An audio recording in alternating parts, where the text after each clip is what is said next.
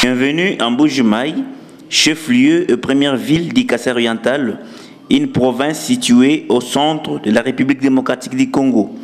Dans cette ville, l'exploitation, l'achat et la vente de diamants constituent une activité principale et la plus connue de tous, d'où l'appellation de la capitale mondiale des diamants il y a encore quelques années. Même le pouvoir de Kinshasa s'investit pour rentabiliser cette première ressource naturelle du Kasaï, d'où cette visite en décembre 2013 du président de la République démocratique du Congo, Joseph Kabila Kabange, à la société d'Anouï Congo d'investissement minier, SACIM. Ici, 500 millions de dollars américains y sont investis grâce au bon partenariat qui existe entre la République démocratique du Congo et la République populaire de Chine. Malgré cette ressource naturelle de grande valeur, la province du Kasaï oriental et particulièrement la ville de Mbuji-Mayi a encore plusieurs défis à relever. Les infrastructures routières sont quasi inexistantes, l'eau et l'électricité posent problème. Même si les efforts sont en train d'être fournis pour asphalter quelques artères principales, comme ici les prolongements de l'avenue Laurent-Désiré Kabila, aujourd'hui asphaltés. Une autre grande difficulté à laquelle fait face cette ville de Mbuji-Mayi, c'est le manque total d'une infrastructure viable pouvant abriter une institution universitaire digne de son nom. Les infrastructures existantes sont soit dégradées totalement, soit éternellement en chantier, à l'image ici de l'Institut supérieur pédagogique ISP Mbuji-Mayi, de l'Institut supérieur des techniques médicales, de l'Université officielle de Mbuji-Mayi IOM et de l'Université de Mbuji-Mayi, pour ne citer que cela. Dans cet univers presque fourre-tout, vient se greffer la fille cadette de toute l'université protestante au cœur du Congo, IPCC, dont la vision et les bien fondés nous sont dévoilés ici par son recteur et initiateur, le professeur Dieudonné Mbaye-Tchaka Nichabantô. Trois raisons sont à la base de la création par l'Église du Christ au Congo de cette université que nous appelons Université protestante au cœur du Congo. La première, c'est que l'Église protestante dans le Kasaï en général, au Kasaï oriental en particulier, avait des difficultés à former ce cadre dans l'éthique et dans l'idéal qu'elle veut. Il fallait envoyer des étudiants à Wembonyama, plus au nord, à 500 km, envoyer à Kinshasa à 2000 km et ailleurs. La deuxième raison, c'est que les universités qui sont nées, qui existent en Mbuji-Mayi, sont à l'étape de l'installation et n'ont pas encore atteint le niveau réel d'université. Et leur capacité est aussi moindre. Nous sommes une ville de 3 millions d'habitants ou plus. Alors, les quelques institutions qui existent avec une infrastructure minimale ne peuvent pas prendre tout le monde. La troisième raison, c'est que l'université protestante au Congo, à Kinshasa, qui est la création de l'Église du Christ au Congo, a une expérience avérée en tant qu'institution de qualité. Et c'est notre université.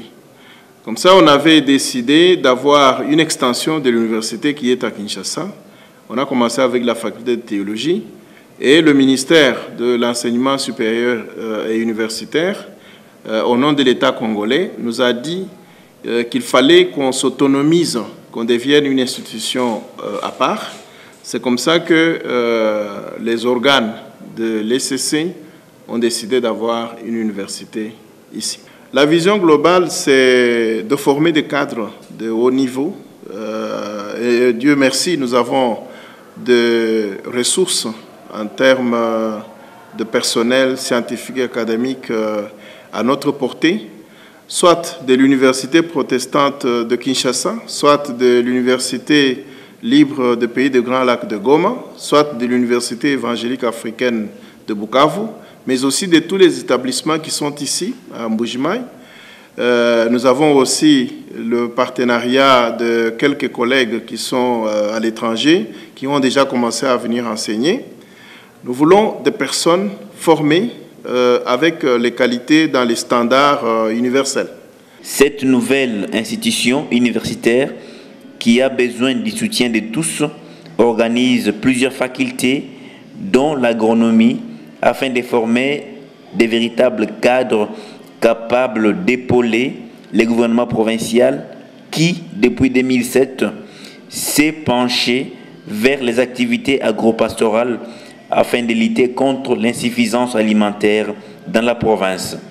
Un soutien qui s'est traduit aussi par ces colloques interdisciplinaires organisés par l'IPCC en mai 2014 et qui a réuni les éminents professeurs venus de partout à travers le monde pour échanger, au mieux partager leurs expériences et idées sur cette question de la faim.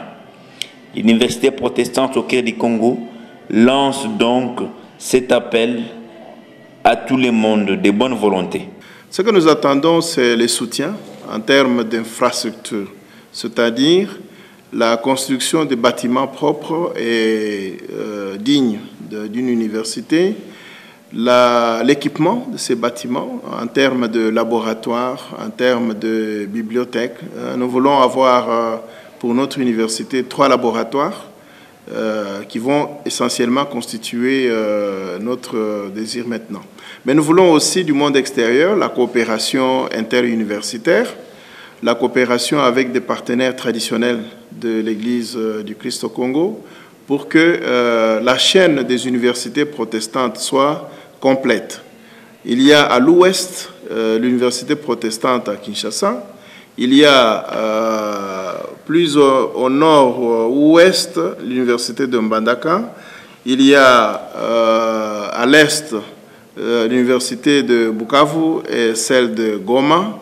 Il y a au sud le Katanga qui a une université protestante. Donc le centre devrait avoir aussi une université et nous comptons sur la bonne volonté pour, en termes d'infrastructure, en termes d'appui, en termes d'échange de professeurs, en termes aussi de soutien aux étudiants. Il ne faut pas oublier que le Congo traverse des moments difficiles et que beaucoup de jeunes gens intelligents qui ont terminé les humanités n'arrivent pas à aborder et à terminer leurs études universitaires parce qu'il n'y a pas de moyens, les parents sont en difficulté.